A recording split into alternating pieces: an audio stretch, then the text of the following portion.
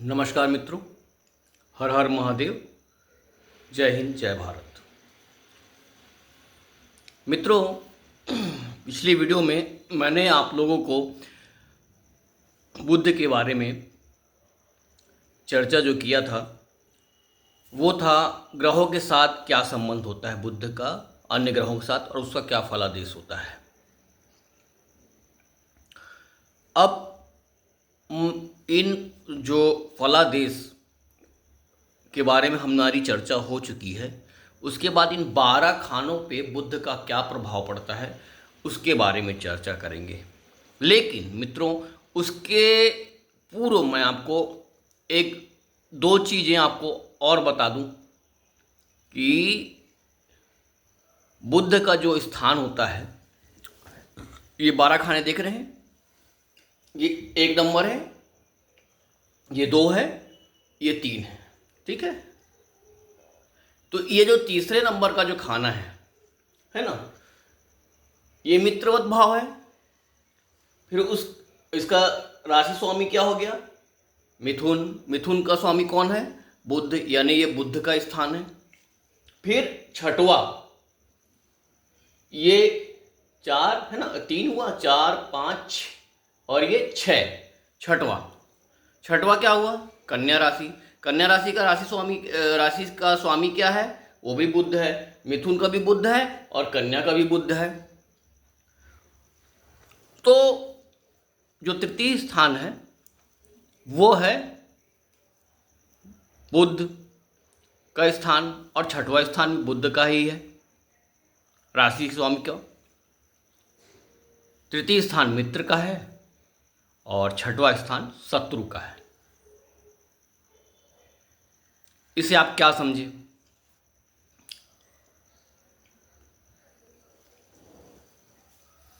बुद्ध हमारी बुद्धि है, ठीक है मित्रों। बुद्ध ग्रह हमारी बुद्धि है और बुद्धि मित्रवत भी हो सकती है और शत्रुवत भी हो सकती है। जब वो नकारात्मक होगी तो शत्रुवत हो जाएगी। तो उसको इसलिए बुद्धि को क्या दिया जाता है? स्थान तीसरा और छठवां। कहावत भी है, मुहावरा भी है कि जहाँ सुमति तहाँ संपत्ति ना, जहाँ कुमति तहाँ विपत्ति निवाना। ये इसलिए बोलते ना, कोई मतलब अगर किसी बड़े अगर आप फिलॉसफर से सुनेंगे तो कहेंगे, उनका कहना रहेगा कि शत्रु बाहर नहीं है, शत्रु हमारे अंदर ही है। तो ये आप जब कुंडली का भाव आप देखेंगे, ये आप ही हैं, ये 12 भाव आप हैं, तो आप देखेंगे कि आपकी जो बुद्धि है वो तृतीय में है और छठवें भाव के लिए काम कर रही है। तो शत्रु कौन किसका हुआ? बुद्धि ही हुई। देखिए क्या होता है मित्रों, जैसे आप मनोवैज्ञानिक हो, चाहे फिलॉसफर हो और चाहे ज्योतिषाचार्य हो, बुद्धि कैसे बनती है? विचारों से, ठीक है। हमारी बुद्धि हमारे विचार ही तो है। देखिए, कोई भी चीज को करने के पहले आदमी क्या करता है? विचार करता है, ठीक है। अब वो विचार नकारात्मक भी हो सकता है और सकारात्मक भी हो सकता है। कोई भी कर्म करना है, कोई भी काम करना है, उसके पहले विचार करना पड़ता है। अब जो हम काम करेंगे उसका सकारात्मक परिणाम निकलेगा तो मित्रवत बुद्धि है, और अगर वो नकारात्मक परिणाम दे रही है मतलब वो शत्रुवत बुद्धि है। तो पहले थॉट प्रोसीजर जो होता है वह हमारे अंदर चलता है और हमारे थॉट प्रोसीजर का परिणाम हमारे सामने निकलता है। और आपका थॉट प्रोसीजर कितना मजबूत है डिपेंड इस बात पर करता है। अब विचारों की शक्ति से आप कुछ भी कर सकते हो। जाकी रही भावना जैसी, प्रभु देखी मूरत तिन तैसी। तो ये विचारों की शक्ति है। तो इससे आप क्या समझे मित्रों? इसको 12 खानों में बुद्ध का फल बताने से पहले मैंने तृतीय और छठवें को लिया। क्यों? क्योंकि इसी से हम अपनी ज़िंदगी को डिसाइड करते हैं। ये तीसरा और छठवां भाव हमारी ज़िंदगी का अहम हिस्सा है। यही बुद्धि हमें शत्रु उत्पन्न करती है और यही बुद्धि हमारे साथ मित्रता लोगों में उत्पन्न करती है। यही पराक्रम का भी भाव है। अगर आपकी बुद्धि पॉजिटिव है तो ये तृतीय भाव पराक्रम का है, पराक्रम मिलेगा। ये शत्रु का भाव है।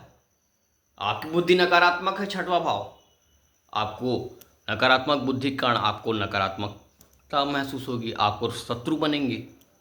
बुद्ध वाणी का भी कारक है। विचार जो आप करेंगे वो आपकी वाणी में होगा। इसलिए मैंने वीडियो बनाने से मतलब पहले आपको 12 खानों के बारे में बताने के पहले मैं सोचा कि इसके बारे में बता दूं। ये बहुत इम्पोर्टेंट है। बुद्ध को अगर समझना है तो आप तृतीय और छठे भाव को समझ लो। इससे आप बुद्ध को बहुत गहराई से समझ लोगे। और इसीलिए लाल किताब में इसका इतना बड़ा महत्व है, क्योंकि हर कोई आज की डेट में कंपटीशन में है। लोग शत्रुओं से घिरे हुए हैं, परेशान हैं, लेकिन बाहर कोई नहीं घिरा है। सब विचारों का परिणाम है और पूरा एटमॉस्फेयर हमारे विचारों से बनता है। इसीलिए तृतीय और छठवें भाव पर विशेष नज़र होती है, क्योंकि ये यहाँ बुद्ध है और इस बुद्ध का स्वामी बुद्ध है। और बुद्ध कहाँ बैठा है बहुत मायने रखता है।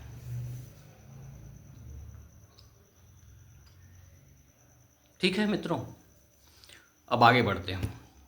बुद्ध यदि लग्न में आ जाए और अकेला हो, व्यक्ति व्यापारी दिमाग का होगा, दिमाग से तेज होगा, बहुत वाचाल वाला होगा, उम्र से कम दिखेगा। अगर बुद्ध अकेला बैठा हो पहले स्थान में, अपनी उम्र से वो व्यक्ति हमेशा कम दिखेगा, कम से कम 10 साल।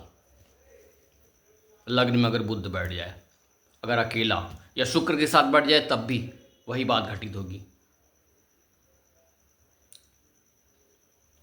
द्वितीय भाव में बैठ जाए बुद्ध, द्वितीय भाव में वाणी का प्रखर होगा, बहुत सुंदर, बहुत मीठा वाणी बोलेगा। धन के भी कोई कमी नहीं होगा। अपनी वाणी के बलबूते धन कमाने की ताकत होगी ऐसे व्यक्ति के अंदर। तृतीय भाव में आ जाए बुद्ध, अपनी बुद्धि के बल पर अपना पराक्रम स्थापित करेगा। भाई बहनों में बहनों की संख्या अधिक हो सकती है। दूसरा, थोड़ा सा लालची होगा, थोड़ा क्या ज़्यादा लालची होगा, लालच होगा इसके अंदर, ये इसका अवगुण रहेगा। लेकिन अपनी बुद्धि के बल पे बहुत कुछ प्राप्त करेगा।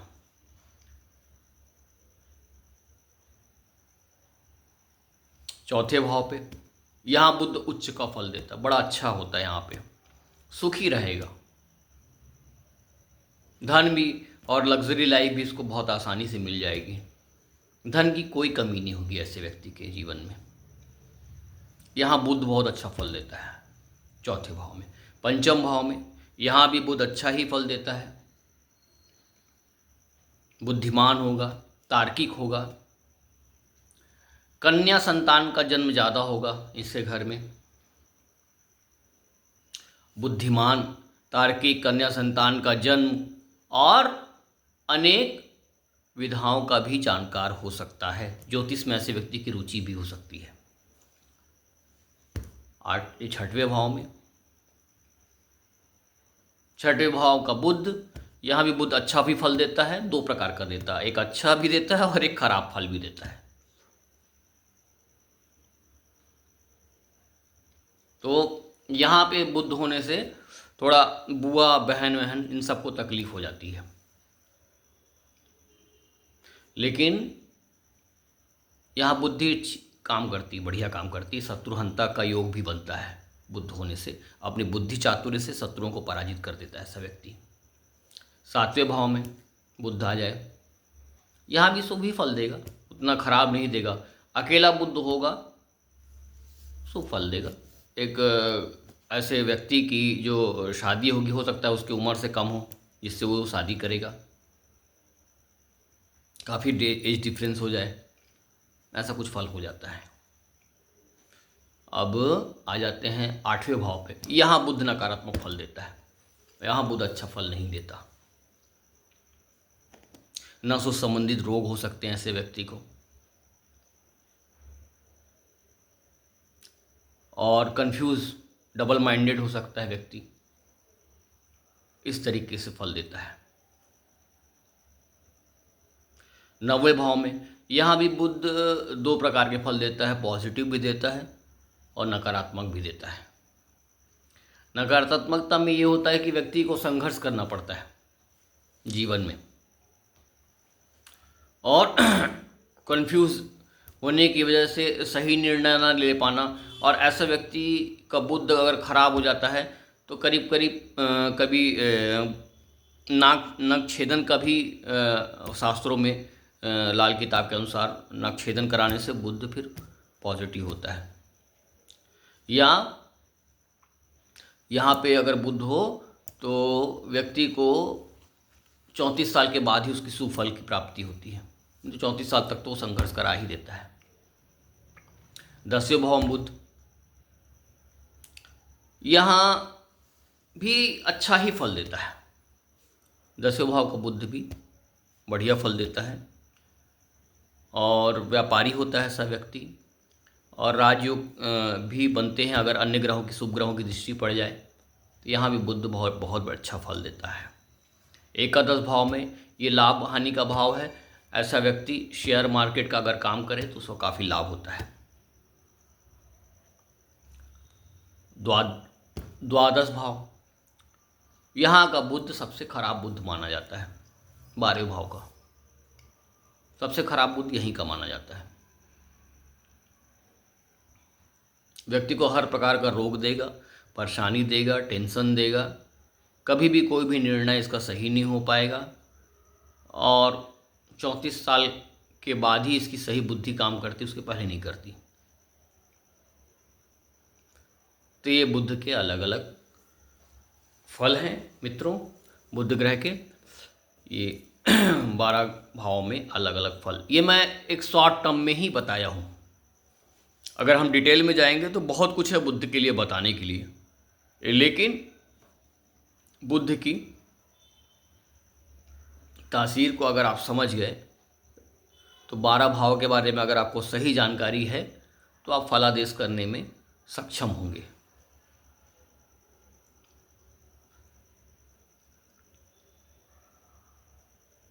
मित्रों, बुद्ध से युक्त व्यक्ति, बुद्ध ग्रह से युक्त व्यक्ति जीवन में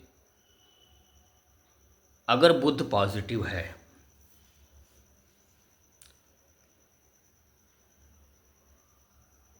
तो उसको, उसके अंदर इतनी चतुरता होगी कि उसके आप चतुरता को आप मतलब परास्त नहीं कर सकते उसको बुद्धि के बल पे। और नकारात्मक है अगर बुद्ध, तो ये मित्र को भी शत्रु समझेगा, ये कभी सकारात्मक सोच ही नहीं सकता, और इसको कमज़ोर से कमज़ोर व्यक्ति भी हरा देगा। इतना बड़ा रोल है, ये अपना पराक्रम नहीं दिखा पाएगा। लोग इसको समझने में हर वक्त गलती करेंगे, इसलिए मित्रों बुद्ध को अच्छा रखना है तो मैं बुद्ध के आपको थोड़े एक 2-4 उपाय बता देता हूँ। यदि गलती से भी आपका बुद्ध खराब हो जाता है, ऐसे तो होना नहीं चाहिए, लेकिन अगर हो जाता है तो आप फिटकरी से दांत साफ करिए, दुर्वा चाहे शिवलिंग में चढ़ाएं चाहे गणेश जी को अर्पित करें, यही सब, ये और छोटी छोटी जो कन्याएं होती हैं उनकी सेवा करें, उनको कुछ ना कुछ देते रहें जीवन में, है ना। छोटे छोटे जो बच्चे स्कूल में रहते हैं उनको पेंसिल, स्लेट और कॉपी, पुस्तक ये सब देते रहें। इस तरीके से आपका बुध अच्छा रहेगा। आज इतना ही मित्रों, आगे पुनः मैं आपको बुध के बारे में तो मेरे ख्याल से बहुत है अभी इतना जानने के लिए। किसी विशेष वीडियो में और भी मैं कुछ विशेष चीज़ें दूंगा बुध के बारे में, लेकिन आज के लिए इतना ही मित्रों। और हम लोग अन्य ग्रहों की भी चर्चा करेंगे। तब तक के लिए हर हर महादेव, जय हिंद, जय भारत, नमस्कार।